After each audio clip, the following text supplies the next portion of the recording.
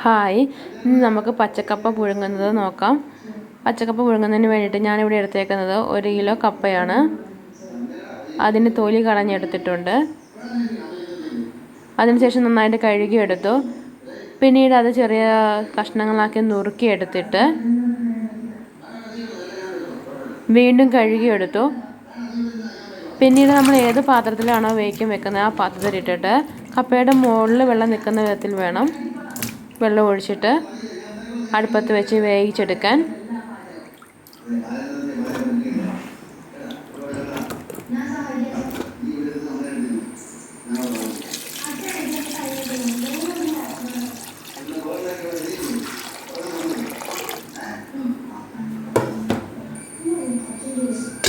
പിന്നെ അടുപ്പത്ത് വെച്ച് കഴിഞ്ഞിട്ട് അടപ്പെടുത്ത് അടച്ച് വെക്കണം.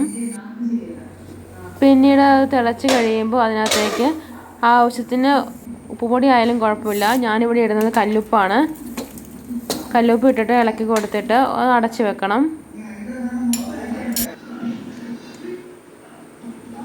കുറച്ച് കഴിഞ്ഞിട്ട് നോക്ക്, കപ്പ വെന്തിട്ടുണ്ടാവും.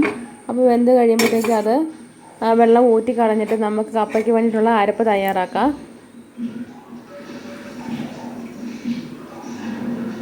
അതിനുവേണ്ടി ഞാനിവിടെ എടുത്തേക്കുന്നത് 1 കപ്പ് തേങ്ങ ചിരകിയതാണ്, ഒരു 10 ചെറിയുള്ളിയും ഒരു 8 വെളുത്തുള്ളിയുടെ അല്ലിയും 4 പച്ചമുളകും ഒരു കുറച്ച് കറിവേപ്പില. നിങ്ങൾക്ക് ഇഷ്ടമുള്ള എത്രയാണോ അത്രയും ഇടാം കേട്ടോ.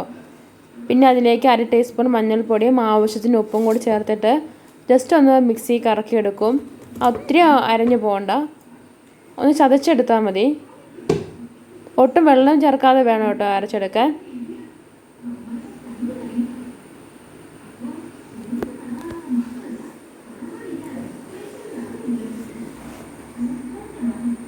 അതിനുശേഷം കപ്പയിലേക്ക് അരപ്പിട്ടിട്ട് മിക്സിയുടെ ജാറിൽ കുറച്ച് വെള്ളം കൂടി ഒന്ന് ചേർത്ത് ചുറ്റിച്ചെടുത്തിട്ട് ആ വെള്ളം കൂടി കപ്പയിലേക്ക് ഒഴിച്ചിട്ട്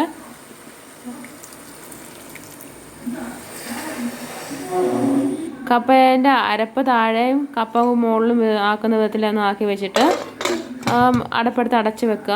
പിന്നെ കുറച്ച് കഴിയുമ്പോൾ തുറന്ന് നോക്കിയിട്ട് അതിന് അന്നേരം കപ്പയുടെ അരപ്പും വെന്തിട്ടുണ്ടാവും. അപ്പോൾ നന്നായിട്ട് ഒന്ന് യോജിപ്പിച്ച് എല്ലായിടത്തും അരപ്പ് എത്തുന്ന വിധത്തിൽ കുഴച്ചെടുക്കണം. ഉപ്പുണ്ടോ നോക്കിയിട്ട് ആവശ്യത്തിന് ഉപ്പും കൂടി ചേർത്തിട്ട് കുഴക്കണേ.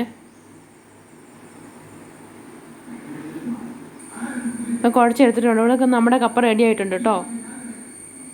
നിങ്ങൾക്ക് ഇഷ്ടമാകുവാണെങ്കിൽ ഒന്ന് സപ്പോർട്ട് ചെയ്യണേ.